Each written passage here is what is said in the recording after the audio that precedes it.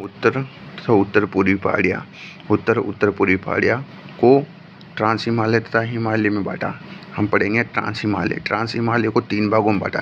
Trans Himalaya को कितने भागों में? 3 भागों में बांटा। ट्रांस हिमालय को 3 भागों में बांटा, जिसमें एक तो काराकोरम, ये तो काराकोरम, लद्दाख, जांस्कर, मतलब कालीजा, काराकोरम, लद्दाख, जांस्कर, काराकोरम, लद्दाख, जांस्कर। पहले पढ़ेंगे काराकोरम।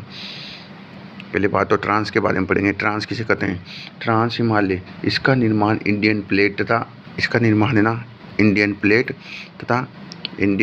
तथा यूरेशियन प्लेट के टकराने के कारण हुआ। यूरेशियन प्लेट पर वलन पड़ने से हुआ तथा ट्रांस हिमालय की ऊंचाई अधिक होने के कारण, इसमें तापमान कम होने के कारण वनस्पति रहित है। ट्रांस हिमालय को 3 भागों में बांटा गया। 3 भागों में ट्रांस हिमालय टी से 3 काराकोरम, लद्दाख, जांस्कर, काराकोरम श्रेणी, जिसमें K2 सबसे ऊंची चोटी जो गोडविन ऑस्टिन बोला जाता है। दूसरी लद्दाख है। तीसरी जांस्कर है। पहले काराकोरम के बारे में। काराकोरम लद्दाख में विस्तृत भारत की, ये काराकोरम लद्दाख में विस्तृत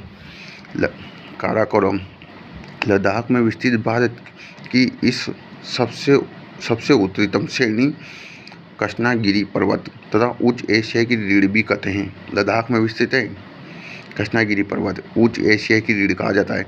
इसकी सर्वोच्च ऊंची चोटी K2 गोडविन ऑस्टिन है, जो विश्व की दूसरी सबसे ऊंची तथा भारत की सबसे ऊंची चोटी है। इसे भारत में गौरीनंदा तथा पीओके में चागोरी तथा सागोरी कहा जाता है।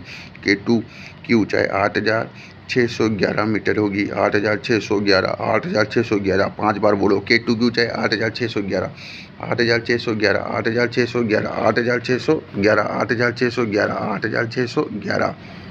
अब अपन ने काराकोरम पढ़ दिया। K2 8,611। अब इसमें पढ़ेंगे, इस श्रेणी में भारत का सबसे लंबा, पृथ्वी के गैर ध्रुवीय क्षेत्र में स्थित सबसे लंबा ग्लेशियर सियाचिन है। किसमें? ये काराकोरम में, कार में है। इसमें नुब्रा नदी का उद्गम हुआ है। ऑपरेशन 1984 में ऑपरेशन मेघदूत सर्वोच्च ग्लेशियर पाकिस्तान को मुक्त कराया। लद्दाख, काराकोरम के बाद में लद्दाख हो गया। लद्दाख भारत और तथा तिब्बत में फैला है। इसे तिब्बत में कैलाश पर्वत कहा जाता है। सर्वोच्च ऊंची चोटी राकापोशी है। इसकी सर्वोच्च ऊंची चोटी राकापोशी है। विश्व में सबसे तीव्र ढाल वाली चोटी है ये